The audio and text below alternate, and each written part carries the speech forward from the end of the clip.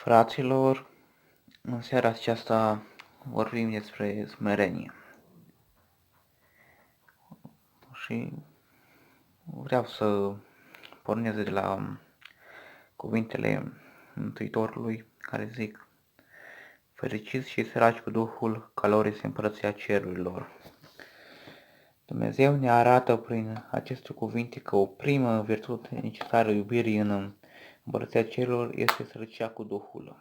A fi sărac cu Duhul, după Scriptură, nu înseamnă, cum incorect se folosește în limbajul poporului nostru, a fi lipsit de inteligență, ci a fi smerit de bunăvoie. Această smerenie îl ține pe creștin departe de inteligență,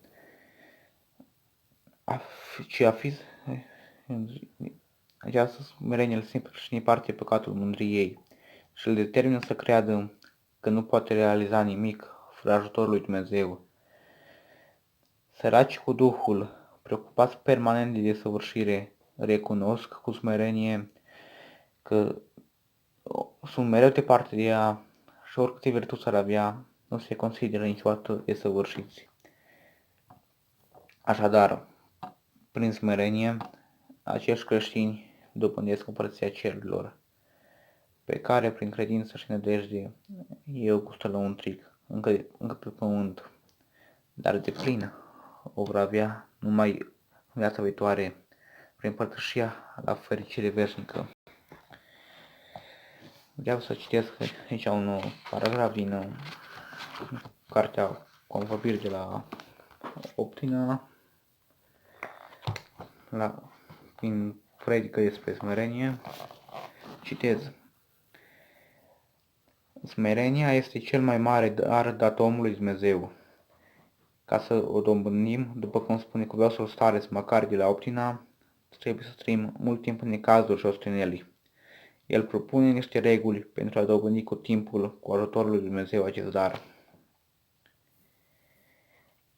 Prima regulă este: păzește poruncile, care anume. Cuviosul se referă la împlinirea nu numai a tuturor regulilor și poruncilor evanghelice, bisericești și morale, ci în primul rând acelei cu care Mântuitorul și-a început predica de pe munte: fericiți și săraci cu Duhul, că lor este împărăția cerurilor. Exact ce am spus și eu mai înainte. Și aici el mai adaugă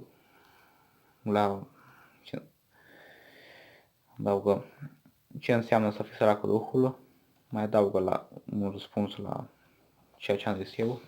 Înseamnă să fii conștient până în adâncul sufletului de nevrednicia ta, de lipsa de curăție și de incapacitatea de a săvârși orice lucru bun înaintea lui Dumnezeu și a oamenilor. Și totodată a te socoti întotdeauna mai rău și mai prejos decât alții. A doua regulă: învățați-o de-a Domnul, este bun și smerit cu inima.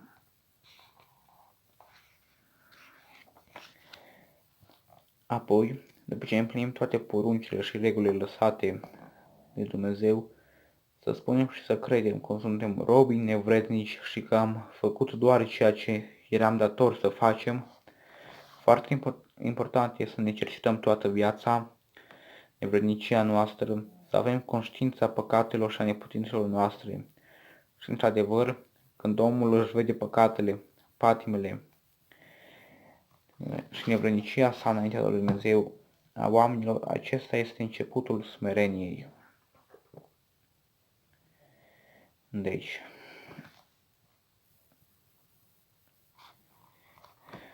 acest comparativ. Trebuie de asemenea să ne amintim și greșelile din trecut, deoarece de obicei așa se întâmplă.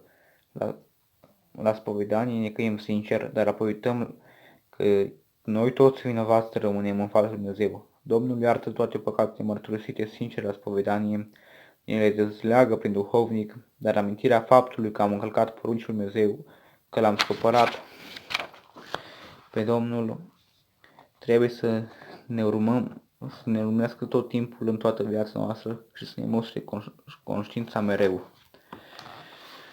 Deci noi trebuie să ne vedem greșelile, să ne vedem păcatele și să ne considerăm tot timpul mai prejos decât alții. Aceasta este smerenia. Amin.